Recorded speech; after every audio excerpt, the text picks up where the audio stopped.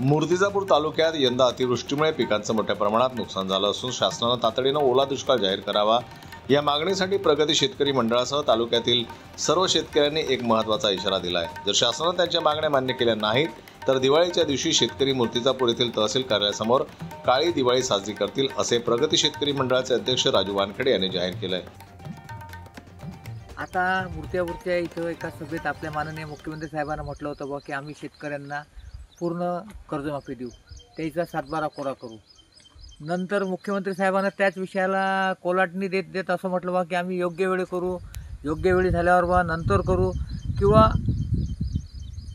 म्हणजे स्थिती पाहून माफी करू। आता आमचं मुख्यमंत्री साहेबांना म्हणणं आहे की आज या विदर्भात, या महाराष्ट्रात, या मराठवाड्यात जो पुरामुळे अतिवृष्टीमुळे जे शेतकऱ्यावर मोठं संकट आलं आहे की त्यांना बिचाऱ्यानं त्याचं पिकाचं पूर्ण 90-100 दिवसापर्यंत संगोपन करून त्याचे जे पिकं तयार झाले आहेत आणि ते पीक तयार करताना आता जेव्हा शेवटचा हा पावसाळा चालू झाला आहे, परतीचा पाऊस ज्याला म्हणतो आपण, या पावसात त्याचा पूर्ण पिकाचे पैसे लावल्यावर त्याला जेव्हा आज 2 पैसे भेटणार होते त्याच वेळेस जर त्याचा घात होऊन राहिला आणि तो घात होताना जर या सरकारनं पीक विम्याचे जे टिगर बंद केले आहेत की बुवा दुष्काळ, अतिवृष्टी, वादळ या ज्या गोष्टीचे निकष होते ते सर्व निकष बंद करून त्यानं पीक कापणी अहवालावर दिला आहे। आता माझं गव्हर्नमेंटला असं म्हणणं आहे की बा ज्या शेतकऱ्यांचे पूर्ण पिकं वाहून गेले आहे या पिकासंदर्भात तुम्ही काय निकष घेणार आहात? जेव्हा गव्हर्नमेंटचं त्यांच्यासाठी सगळ्या गोष्टी आहेत। आता मधात ते काल परवा घोषणा करू आले की आम्ही 1 महिन्याचा पगार देतो, कोणी म्हणते आम्ही 3 महिन्याचा पगार देतो, कोणी अरे माझं तर असं म्हणणं आहे सरकारनं की याईनं पेन्शनही घ्यायला नाही पाहिजे आणि याईनं पगारही घ्यायला नाही पाहिजे। याच्यावर जो पूर्ण गव्हर्नमेंटचा खर्च होऊन राहिला आहे हा सगळा खर्च आमच्या शेतकऱ्यावर देऊन शेतकऱ्याची एक वेळा पूर्ण उभारणी आणावं असं आमचं शेतकऱ्याचं एक सरळ म्हणणं आहे। बघा, आज महाराष्ट्र सरकारच्या अलावा पंजाबमध्ये शेतकऱ्यांनी मोठे आंदोलन केलेले आहे आणि ते मोठ्या प्रमाणात यशस्वी झालेले आहे आणि त्यांचं खरोखर नुकसान झालेलं आहे आणि महाराष्ट्रातल्या प्रत्येक शेतकऱ्याचंही नुकसान झालेलं आहे। पण तिथल्या गव्हर्नमेंट सरकारने लगेच त्यांचे काही रूल्स फॉलो करून त्यांना मान्य केले, पण महाराष्ट्रात असं का बरं होत नाही? महाराष्ट्रातलं एकमेव कारण असं आहे की महाराष्ट्रात जे शेतकऱ्याच्या संघटना आहे किंवा शेतकरी जो आहे हा धर्माच्या, जातीच्या नावावर लवकर एक होतो, पण पोटाच्या नावावर एक व्हायला त्याला अजून वेळ आहे। माझं तर असं म्हणणं आहे इच्छा शेतकरी पुत्रांना की तुम्ही जिथपर्यंत तुमचं हे पोटाची लढाई म्हणून जर करणार नाही, तुम्ही तुमच्या हक्काची लढाई म्हणून करणार नाही, जसं पंजाबमध्ये कसं आहे माहिती आहे का, मी पंजाबच्या दौऱ्यावर गेलो होतो।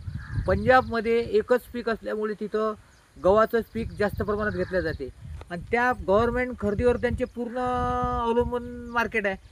महाराष्ट्रात तसं नाही आहे। महाराष्ट्रात कसं आहे की दर 200 किलोमीटरवर वेगवेगळे पिकं असल्यामुळे या महाराष्ट्रात पहिली एकजूट होऊ शकत नाही आणि एकजूट झाली तर इथं धर्माच्या नावावर, जातीच्या नावावर आता मला एक सांगा की आता या महाराष्ट्रातनी जातीच्या मोर्चाचेच पेय आले आहेत की आता एकीकडे पुराचं वातावरण तयार झालं आहे, अतिवृष्टीमुळे शेतकरी खलास होऊन राहिला आहे, शेतकऱ्याला आता नितांत या गोष्टीची गरज आहे, तर यांचं लक्ष विकेंद्रीकरण करण्याकरता याच गव्हर्नमेंटनं यायचे पिलांटू सोडून कोणी या जातीचा मोर्चा काढणार आहे, कोणी त्या जातीचा मोर्चा काढते, कोणी त्या धर्माचा मोर्चा काढते, कोणी या धर्माचा मोर्चा काढते।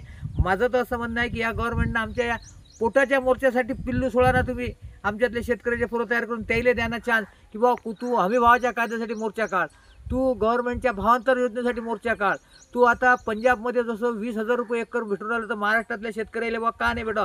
इथं तर या गव्हर्नमेंटनं असं केलं की इलेक्शनच्या तोंडावर 13,600ची मदत घोषित करून 3 हेक्टरची मर्यादा केली होती आणि याच गव्हर्नमेंटनं मताचा पुरवठा झाल्याबरोबर, सत्ता भेटल्याबरोबर आता शेतकऱ्याला म्हणते की बा 8,500 रुपयानं पैसे घ्या हेक्टरी, त्याच्यातही तुमचं 50% नुकसान भरपाई भेटेल। अरे मग देताच कशाला आहे?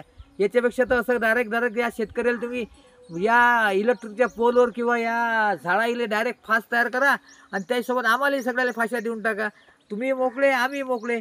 आता जसं मूर्तिजापूर तालुक्यात येत्या 1 वर्षभरात या 4-5 जिल्ह्यातल्या सगळ्यात जास्त आत्महत्या याच तालुक्यात झाल्या आणि तेही जवान शेतकऱ्यांनी केले। या शेती व्यवसायातला तरुण जो आता भविष्यात येऊन राहिला आहे तो असं जर नापिकी, असे जर अतिवृष्टी, असे जर संकट जर आले तर या व्यवसायातून तो बाद होणार आहे। तो बाद झाल्यावर उद्या तुम्ही खासान काय? जेव्हा शेतकरी पिकवणार नाही तर या देशातला नागरिक जगणार कसा आहे? म्हणून माझं तर गव्हर्नमेंटला असं म्हणणं आहे की स्वामीनाथन आयोगाच्या निकषानुसार तुम्ही त्या उत्पादन खर्चावर 50% आधारित भाव द्या, म्हणजे कुठेतरी त्याला त्याच्या पिकाची हमी भेटेल। नाही तर आता असं होऊन राहिलं की बा अमेरिकन सरकारच्या निर्णयासाठी भारत सरकारनं कापसावरची आयात बंद केली आहे। आता आमच्याजवळ हा कापसाचं पीक आहे, आता एका महिन्यात हा कापूस घरी येणार आहे. इथं जर 12% आयात शुल्क रद्द केल्यावर जर याचे भाव पाडले तर याला उत्पादन खर्च एकराला 25,000 ते 30,000 रुपये येऊन राहिला आहे. आणि आम्ही विकताना जर समजा आयात शुल्काने त्याच्या गटाने येऊन गेले आणि आमच्या मार्केटमध्ये याच्या अगोदर जर कापूस त्याचा पोस्ट लागला तर आमचा कापूस जर पडला तर आम्ही एवढा मोठा खर्च कुठून काढावं. एकीकडे सोयाबीनच्या सोंगाची मजुरी 3,000 रुपये एकर झाली आहे. आज आमच्याकडेच कोरकू मजूर लोक येऊन बसले आहेत, पण पाण्याअभावी सोंगणी थांबली आहे. आज त्या मजुरा पण पोचता लागते. या पिकाले लावाले पैसा लागला, याले पण आम्हाला पैसे लावा लागले. आणि उद्या नाफेडची खरेदी सुरू झाल्यावर तिथं मॉचर मीटरचं माप येणार आहे की बा तुमचं 16 मीटर लागला आहे, तुमचं सोयाबीन आम्ही घेत नाही, तिथं 12चं पाहिजे. अरे आमचं जर गव्हर्नमेंट म्हणणं आहे की तुम्ही आमची माती आहे, या मातीचाही भाव द्या. काऊन की आम्ही काही चोरून आणली नाही आहे, आम्ही काही ते कोणी घरून आणली नाही आहे. आमच्या वावरात पिकलेला माल आम्ही विकासाठी आणला आहे. त्या मालासाठी जर तुम्ही असे करत असाल तर या शेतकऱ्याला मला नाही वाटत की याच्यापुढे न्याय भेटायचा प्रयत्न राहील म्हणून. कारण तसं पाहता आपल्या माझा एक प्रश्न मोठा पडलेला आहे की मूर्तिजापूर तालुक्यात मोठी ओला दुष्काळ आलेला आहे. आणि आता पाहता आजच्याच तारखेमध्ये मोठ्या प्रमाणात फुलचं यांचं झालं, तर यांना लवकरात लवकर न्याय नाही मिळाला तर आपल्या प्रगती शेतकरी मंडळतर्फे काय भूमिका असेल? मी तर आता सरकार कसं सर्व पक्षाचे, सर्व मोठे मोठे राजकीय लोकांचे, विरोधी पक्षाचे, आता येणाऱ्या काळात जिल्हा परिषदचे इलेक्शन असल्यामुळे सगळ्याच लोकांचे निवेदन द्यासाठी पेव फुटले आहेत. त्यामुळे आम्ही ओरिजिनल जे आम्ही शेतकरी आहोत, आम्ही जे शेतकऱ्यासाठी काम करतो, आम्ही जे हाडामासाचे शेतकरी आहोत, आमचं असं म्हणणं आहे गव्हर्नमेंटला, जर तुम्ही दसऱ्याच्या दिवाळीच्या मधात जर आमच्या खात्यात पंजाबच्या धर्तीवर 20,000 रुपये एकराची मदत जर तुम्ही पार पाडली नाही तर आम्ही मूर्तिजापूर तालुक्यातील तमाम शेतकरी ज्याचे नुकसान झाले आहे, ज्याची कर्जमाफी राहिली आहे, ज्याचं पूर्ण वाहून गेलं आहे, ज्याचं शेतीचं नुकसान झालं आहे, अशा सर्व शेतकऱ्याच्या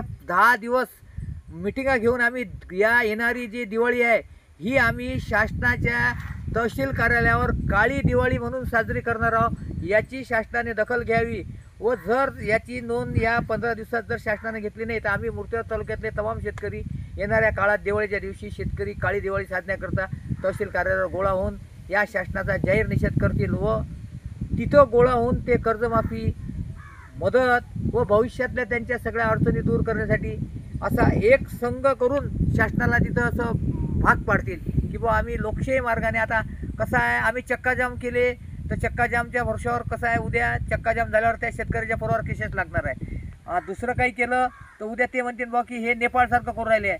पण एक गोष्ट या सरकारनं आता लक्षात घ्यावं की जर या शेतकऱ्याचा संयम सुटला तर शेतकऱ्याचे तरुण पोरं नेपाळपेक्षाही खतरनाक परिस्थिती या शासनाची करणार आहे. याची शासनाने याची दखल घ्यावी.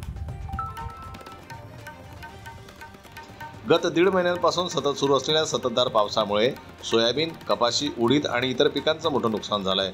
अनेक ठिकाणी शेतात पाणी साचलं असून उभी पिके पूर्णपणे सडल्यामुळे शेतकरी मोठ्या आर्थिक संकटात सापडल्यानं हतबल झाला आहे. तालुक्यात झालेल्या नुकसानीची पाहणी करून तातडीने ओला दुष्काळ जाहीर करावा.